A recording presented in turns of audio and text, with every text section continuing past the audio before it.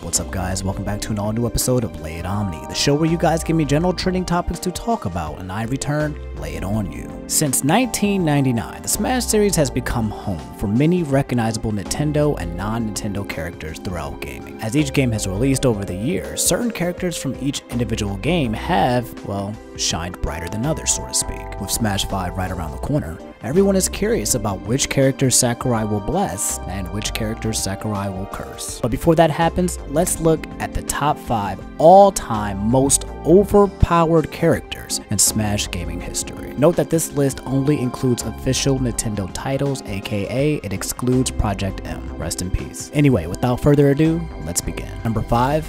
Brawl Ice Climbers. When you think ice climbers, the first thought that comes to everyone's mind is chain grabbing, aka the act of throwing someone from a grab into another grab and repeating. The concept of chain grabbing was not unique, as many characters over the Smash series could chain grab under the right circumstances. However, ice climbers are the only characters in the game that have two unique characters on the field at the same time. This trait allows ice climbers to create chain grabs into each other, creating what you might call an infinite combo. Both Melee and Brawl versions of ice climbers could do this. So what puts the Brawl counterpart over the top? For one, there were many characters that could deal with this infinite due to their strong offensive and defensive move kits. Peach, for example, hard counters ice climbers in Melee by either floating in the air outside of their grab range or using her down smash that easily throws ice climbers out of sync for ultimate disruption. Also, the difficulty to land this grab given Nana's strange Melee AI makes this move much easier to deal with. However, in Brawl, Nana's AI was improved and keeping the ice climbers close and in sync was much easier. Furthermore,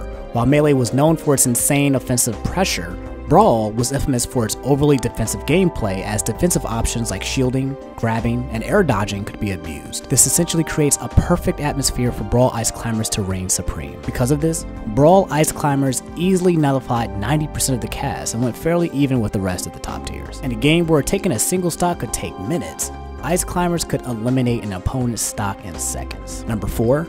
Smash 64 Pikachu. For those of you who had the opportunity to play Super Smash Bros. For the Nintendo 64 when it first released, it became immediately apparent how powerful Pikachu was compared to the rest of the cast from the start. He was faster than everyone, he jumped higher than everyone, he hit harder than everyone, but most importantly, Pikachu could recover back on stage better than everyone on the game by a significant margin. His quick attack up B special allowed him to cover distances 3 times or even 4 times further than other characters could hope to reach with invincibility frames to boot. By being able to recover from insane distances, this meant that Pikachu was one of the few characters that could edge guard their opponent from absurd distances and recover afterwards. As a note, it's important to remember that in Smash 64 there was no side B specials. This meant that most characters only had one recovery option, making the recovery both inferior and predictable. From a competitive standpoint, Pikachu had at least a 65-35 matchup against the entire cast. To make matters worse, the Japanese version of Pikachu was even stronger than his American counterpart, averaging a 70-30 matchup ratio. At high levels of play, other characters like Kirby, Fox, Yoshi, and Captain Falcon were capable of going toe-to-toe, but the advantage was clear. Luckily for most of us, Smash 64 Pikachu at his prime is something that many of us have avoided since competitive Smash didn't seriously pick up until Melee's release. But the little guy's dominance cannot be ignored and safely secures him a spot in the top 5. Number 3.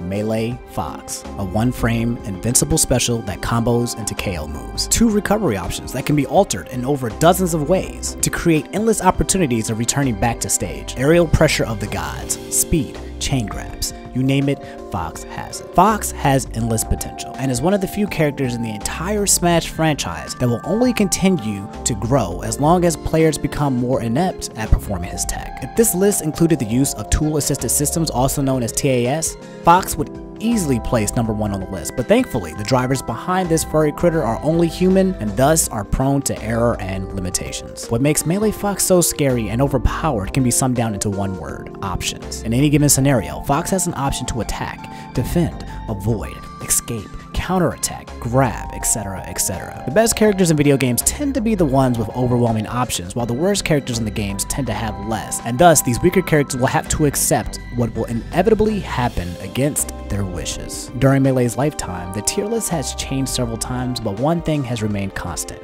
Fox. It is never a question if he is the best, rather the question is, are there any characters worthy enough to sit next to him at the top of his throne? Falco, Marth, and Sheik have hovered within that range, but there is still doubt if they truly hang with the R-Wing pilot, thus securing him a place in the top 5 most overpowered characters of all time. Number 2, Smash 4 Bayonetta. Bayonetta is currently the most controversial character to hit the Smash 4 series, and for good reason. Similar to most DLCs, Bayonetta entered the realm of Smash powerful off the bat, no pun intended. But while powerful characters like Diddy, Sheik, and Cloud were dethroned by Sakurai's nerf hammer, Bayonetta initially was left untouched. A few months later, she eventually received a nerf, but due to her powerful kit, it still left her intact as the undisputed best character in Smash 4. Similar to Melee Fox, what makes Bayonetta so overpowered is the enormous amount of options that is presented to her at any given moment. From a general standpoint, she has top tier recovery, edge guarding, mobility, power, range, and speed if you include her aerial special movement. She can shoot projectiles from her arms and legs safely at a distance and at angles that no other character can mimic, is equipped with a naturally strong rage comeback mechanic, and has what is probably known as the best counter in Smash history. To be more specific, Bayonetta has a few unique abilities in her moveset that really make her shine. One ability, Bat Within, gives Bayonetta the ability to drop out of combos that would normally hit any other character. Not only does this increase her survivability, but it makes her opponents second guess extending their combos in fear that they will be punished for landing what would normally be a normal string of hits. To add further salt to the wound, Bayonetta's Bat Within passive also activates at the end of an air dodge, making it that much harder to punish her. The icing to the cake is Bayonetta's special counter, Witch Time. Similar to the game, if an opponent hits Bayonetta during this animation, they will be frozen in time, normally long enough to either be KO'd from a smash attack or comboed at low percents into a long string of damage. The utility of this single move is limitless and adds another layer of fear opponents must keep while facing her in neutral. Witch Twist, Afterburner Kicks, Bullet Climax, the list of overwhelming strong moves goes on and on. Most people feel that Bayonetta's design is so unique that she doesn't even feel like a Smash character. This has to do mainly with Sakurai and the team ensuring that Bayonetta's moveset is as similar as possible to her move kit in the actual Bayonetta game. Regardless, Bayonetta is a fearsome foe and one of the most problematic characters to face in the entire Smash franchise history. And finally, last but not least, you guys knew it was coming. Number 1, Brawl Meta Knight. The terror experience that is Brawl Meta Knight is one that only a specific generation of Smashers have faced. The bat-winged Kirby easily steals the number 1 spot as the most broken, overpowered character in Smash history. Why? First, let's look at the tools he has available.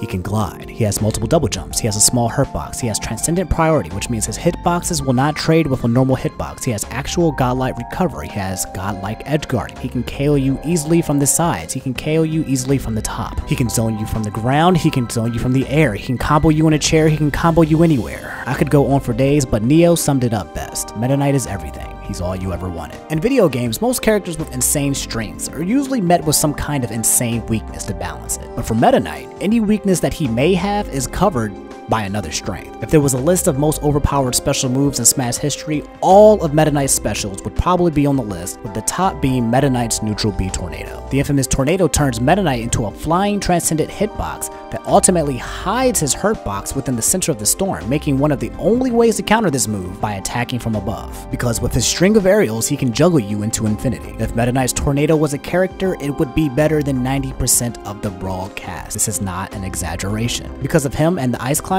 the Brawl meta centered only around a small fraction of the 37 available characters to choose from. Similar to Bayonetta, long drawn-out talks within the community about banning the character lasted throughout the entirety of Brawl's life, and officially happened for a small period of time at certain tournaments, but was later revoked. Explaining just how powerful Meta Knight is compared to the rest of the Brawl cast, let alone the entire Smash series, could have its own episode in itself. This character's dominance over a video game clearly speaks for itself, and places him comfortably as the most overpowered Smash character in the entire Smash franchise. Anyway, that's all I have for this episode of Lay It Omni. You've just been laid. As always, I like to leave this opportunity to pass the mic to you guys. Do you agree or do you disagree with the list? And if so, why? And for fun and as a bonus question, I like to ask you guys this. If the top 5 characters from this list were capable of facing off against each other while retaining the elements that they had in their own version of their own Smash game, who do you think would win? Let me know in the comments below. Maybe we'll save that analyst for another video. Until then, if you enjoyed the video, please leave a like, subscribe, and hit the bell notification to be alerted when the next video is live. This is Omni signing out. I love you guys. Have an awesome